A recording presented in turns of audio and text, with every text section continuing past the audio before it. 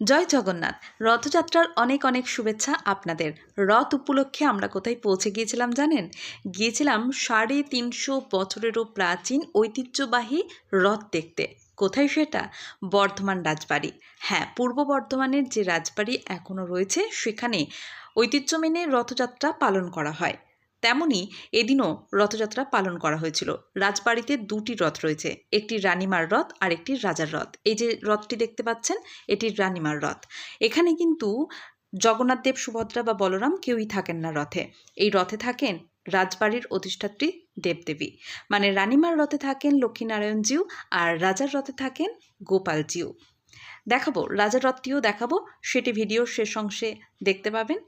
আপনাদেরকে জানিয়ে রাখি, এই রাজবাড়ির রথে আরও একটা ঐতিহ্য হচ্ছে, এখানে কিন্তু মাসির বাড়ি যাওয়ার যে প্রচলন সেটা কিন্তু নেই। মানে রাজবাড়ির রথে মাসির বাড়ি যাওয়ার যেহেতু প্রচলন নেই, সেজন্য রাজবাড়িতেই রথ দুটি থাকে। রানীমার রথটি থাকে এই দালানের ভিতরেই, যেখানে দেখছেন এখানেই থাকে, আর রাজার রথটি থাকে দালানের বাইরে। দড়ি টেনে সেখানেই নিয়ে যাওয়া হয়, আর 7 দিন সেখানেই থাকে।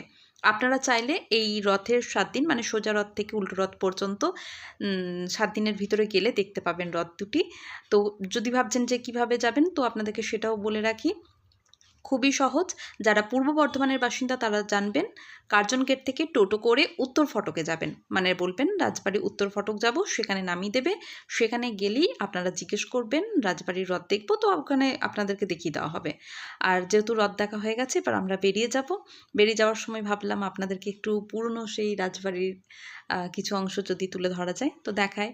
তো দেখতেই পাচ্ছেন এখন সেই কঙ্কালসার অবস্থায় রয়েছে রাজবাড়ি।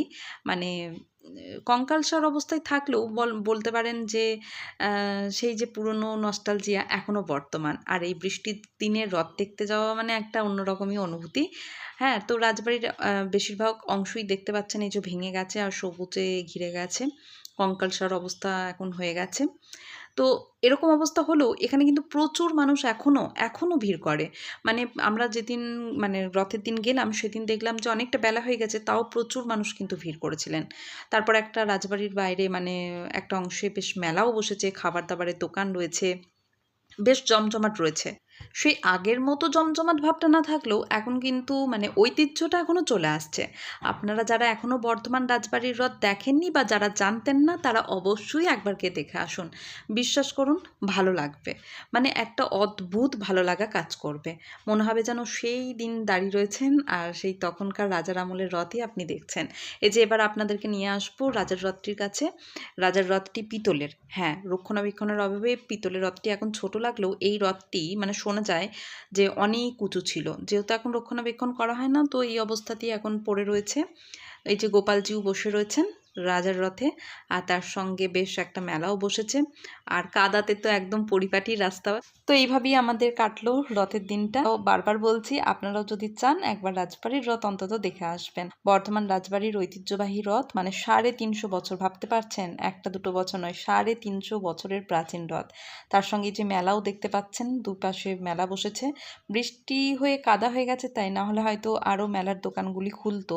অনেক দোকান দেখলাম বন্ধ হয়ে গেছে। তার সঙ্গে খাবার দাবারেরও দোকান রয়েছে। হ্যাঁ, রাজবাড়ির ভিতরে একটি স্কুলও আছে। তো ভিডিও এখানেই শেষ করছি। কেমন লাগলো কমেন্টে জানাতে ভুলবেন না। এখন